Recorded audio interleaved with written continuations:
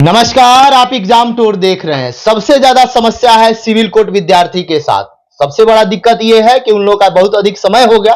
Exam कब तक किया जाएगा, प्यून वाले का कोई नोटिस अभी तक नहीं है और क्लर्क वाले ये सोच रहे हैं कि आखिरकार रिजल्ट कब आएगा, मेंस कब लिया जाएगा। इन सारे मुद्दा को लेकर मैं बातचीत करूंगा। मेरे साथ नवीन सर है और सबसे दिक्कत समस्या ये चल रहा है कि जो सिविल कोड का क्लर्क का रिजल्ट दिया जाएगा, कितना दिन के बाद मेंस हो सकता है, इससे पहले का ट्रैक रिकॉर्ड क्या है, उस पर भी बातचीत करेंगे और कैसे एक तैयारी करना चाहिए, एक सफल स्टूडेंट का क्या रणनीति होना चाहिए। क्योंकि पिछला बार कई सारे लोग सफल हुए तो उनका क्या रणनीति था, इस पर भी बातचीत करेंगे। सर का स्वागत है एग्जाम। जी बहुत बहुत धन्यवाद। सर, सबसे पहला प्रश्न ये रहता है विद्यार्थी के मन में, प्यून वालों के साथ इतना अत्याचार क्यों हो रहा है? सबसे अधिक आवेदन वही लोग किए हैं और दिक्कत उन्हीं के साथ हो रहा है। निश्चित रूप से अभी कल परसों भी बहुत सारे छात्र यहाँ आए थे और यहाँ आने के बाद फिर पता करने के लिए सिविल कोर्ट भी गए कि आखिर प्यून का एग्जाम कब होगा। तो वहाँ पर कुछ भी बताने से मना किए, बोले कि उस पर काम चल रही है, जब भी होगी तो आपको शीघ्र उसकी सूचना दे दी जाएगी। वेबसाइट आप देखते रहिएगा। कब तक देखते रहिएगा, क्या देखते रहिएगा, उसका कोई मतलब नहीं, लेकिन उससे काम चल रही है। हाँ, काम चल रही है उस पर। और उससे पहले बड़ा सवाल यह है कि अभी जो सिविल कोर्ट का रिजल्ट आखिर कब तक, क्लर्क का रिजल्ट कब तक, क्योंकि छात्र इसको लेकर के परेशान हैं।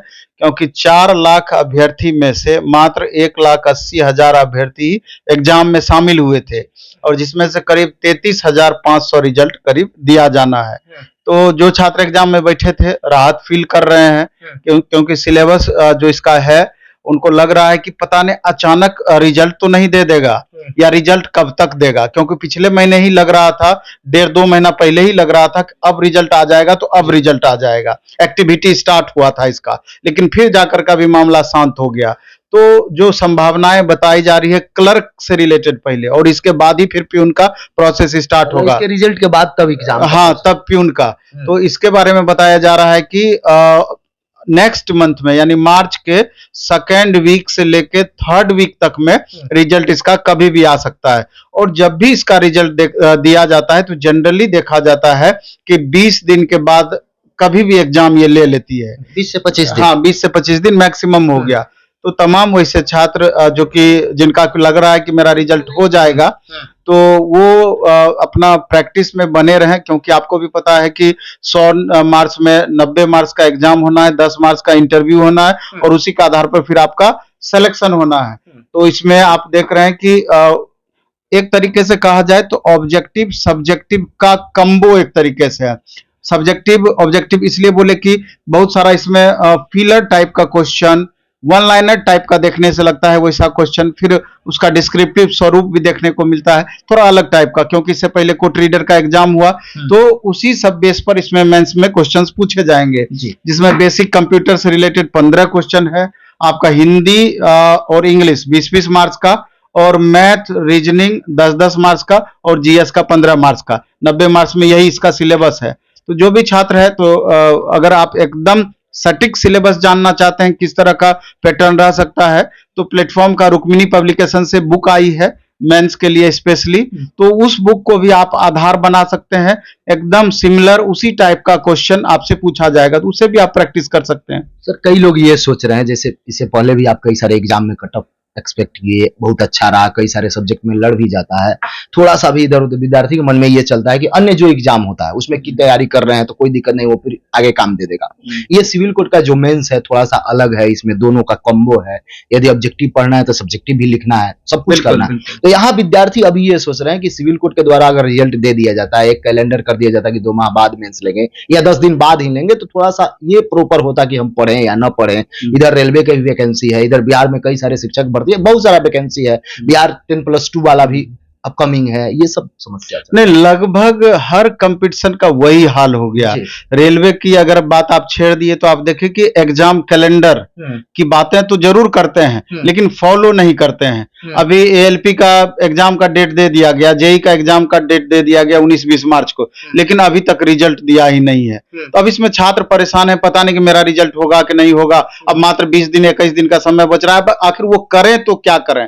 यानी कि छात्रों के साथ पूरी तरीके से समझिए कि अन्याय ही हो रहा है, ऊपरी आयोग मजाक बना करके रख दिए हैं।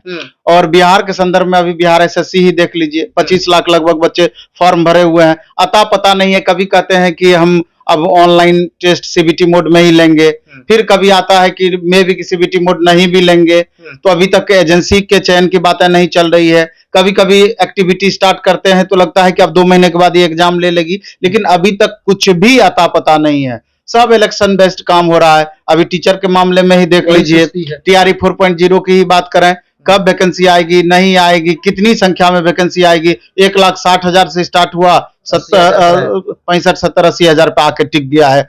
तो ये भी कब तक एग्जैक्ट डाटा बताना मुश्किल है, लेकिन कमोबेश लगभग हर एग्जाम की स्थिति यही है। लेकिन हम छात्रों को ये कहना चाहते हैं कि आपका कर्म है पढ़ाई करना, जो कि आपके जिम्मे है, आपके हाथों में है।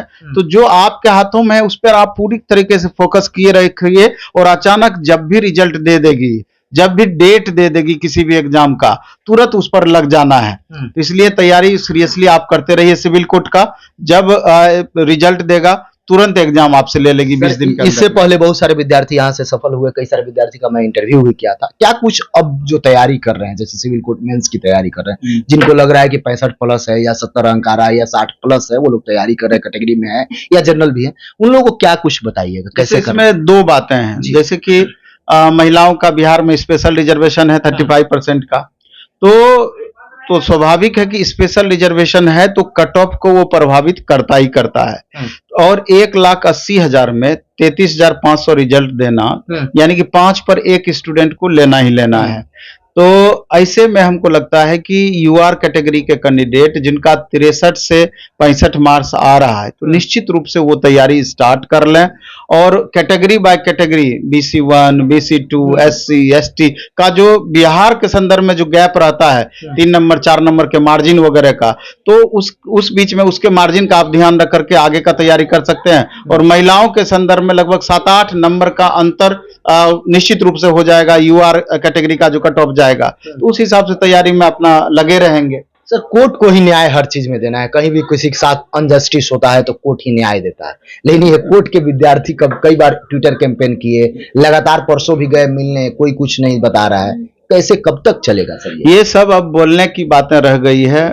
कोर्ट न्यायालय का जितना सम्मान होता था, हाल के दिनों में बहुत सारे ऐसे, हालांकि कोर्ट पर टिप्पणी करना उचित नहीं है, लेकिन खुद अपने ही मामले में देखिए कि कोर्ट हमेशा से, इससे पहले जब भी वैकेंसी आती थी तो एक फिक्स डेट में एग्जाम हो जाया करती थी, लेकिन अभी पता नहीं है। बच्चे जा भी रहे हैं तो संतोषप्रद जवाब नहीं मिल रहा है। प्रॉपर आयोग नहीं होना ये एक बड़ा कारण हो सकता है। में भी ऐसा कारण हो सकता है। और आयोग क्या कहिएगा, जब कोर्ट अपने अधीन ही लिए हुए हैं तो वहां पर तो कमी नहीं होनी चाहिए। लेकिन बिहार की जो विधि व्यवस्था है, सारे नियम कानून है, और जिस हिसाब से सब चीज उलझा हुआ नजर आ रहा है, तो मैं भी उससे प्रभावित अभी सारा सिस्टम ही चल रहा है। इसलिए कोई भी टिप्पणी मेरे ख्याल से उचित नहीं है। जो भी एग्जाम टूर पर नए हैं, चैनल को सब्सक्राइब कर लीजिएगा। और इसके बाद किस प्रकार का आप वीडियो देखना चाहते हैं और किस शिक्षक का इंटरव्यू किया जाए, कमेंट सेक्शन में जरूर कमेंट करें। सर, समय देने के लिए बहुत बहुत जी, बहुत बहुत आभार आपका।